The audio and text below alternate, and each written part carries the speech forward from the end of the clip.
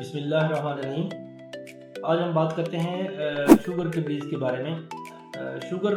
ایک ایسا مرض ہے جس کے بارے میں جتنی بھی بات کی جائے وہ کم ہے۔ تو میں اپنے مریض جو شوگر کے مریض ہیں یا ان کی فیملی میں کوئی شوگر کا پیشنٹ ہے ان سے آج ایک بات یہ کرنا چاہتا ہوں کہ دیکھنے میں یہ آیا کہ ہمارے بہت سارے مریض جو شوگر کی دوائی کھا رہے ہوتے ہیں، جن میں کئی دفعہ ایک سے زیادہ دوائی بھی شوگر کی آج کل بڑی اچھی میڈیسن آ گئی ہے، تو کئی دفعہ ایک دوائی سے شوگر کنٹرول نہیں ہوتی تو ہم 2 یا اس سے بھی زیادہ میڈیسن ایڈ کرتے ہیں، اور کوشش ہماری یہ ہوتی ہے کہ میڈیسن سے شوگر کی کنٹرول رہے۔ تو میں نے دیکھا ہے کہ بہت سارے مریض ایسے ہیں کہ جو کہ اپنی مرضی سے دوائی چھوڑ دیتے ہیں، یا اگر 2 دوائیاں لکھی ہوئی ہیں تو وہ اپنی پسند کی ایک کھا لیتے ہیں اور ایک چھوڑ دیتے ہیں۔ اور پھر یہ ہوتا ہے کہ شوگر تو روزانہ چیک نہیں کر رہے ہوتے، اس کا کوئی ریکارڈ بھی مینٹین نہیں کر رہے ہوتے، تو پھر یہ ہوتا ہے کہ جب ہمارے پاس آتے ہیں تو اس دن خاص طور پہ شوگر بڑی ہوتی ہے، جب ہم سے پوچھتے ہیں تو کہتے ہیں جی ہم نے آج نہیں کھائی گولی، اور پہلے تو ہم کھا رہے تھے۔ اب مسئلہ یہ کہ پہلے کھا رہے تھے اگر میڈیسن، تو ہمیں کیسے پتہ چلے گا کہ جب آپ یہ دوائی کھا رہے تھے تو شوگر کنٹرول تھی یا نہیں تھی؟ اور دوسری بات یہ کہ شوگر تو جب بڑھتی ہے تو وہ آپ کی آہستہ آہستہ جو ہے نا آپ کے اعضاء کے اوپر اثر کرتی ہے، تو آپ کی آنکھوں کے اوپر آنکھوں کی بینائی ختم کرتی ہے، پھر اس طرح گردے پہ اثر کرتی ہے، پھر اس طرح دل کے اوپر دل کی شرائیں تنگ ہوتی ہیں، اس طرح فالج کا خطرہ بڑھتا ہے پھر، اور اسی طریقے سے جیسے ٹانگوں میں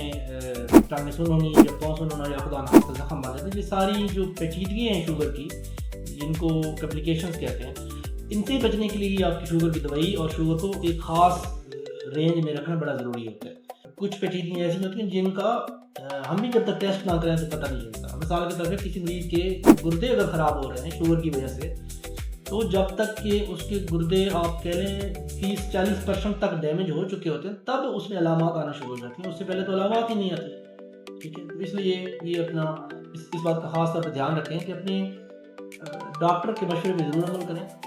اپنی پسند ناپسند کو اس میں شامل نہ کریں، اور برائے مہربانی یہ جو آپ دوائی ڈاکٹر سے لکھاتے ہیں 2000-1500 فیس دیتے ہیں اور ڈاکٹر سے لکھوا کے جاتے ہیں، اور پھر آپ کو راہ چلتے کوئی ملتا ہے تو وہ آپ کو کہتا ہے جی یہ دوائی یہ تو بڑی گرم ہے، یہ تو آپ کو نہیں کھانی چاہیے، یہ تو گردے بٹھا دے گی، یا پھر آپ کہتے ہیں جی مجھے تو میرے گھر میں تو کسی اور کو شوگر تھی تو اس دوائی سے ہو گئی ہے، تو وہ خود ہی آپ شروع کرتے ہیں۔ تو یہ ہر مریض کی علامات مختلف ہیں، ہر مریض کی جو شوگر کی دوائی کو ضروری نہیں ہے کہ آپ کو جو جس دوائی سے آرام آیا ہے یا شوگر کنٹرول ہے کسی دوسرے کی اسی گولی سے کنٹرول، ایسے نہیں ہوتا۔ ہم نے مریض کو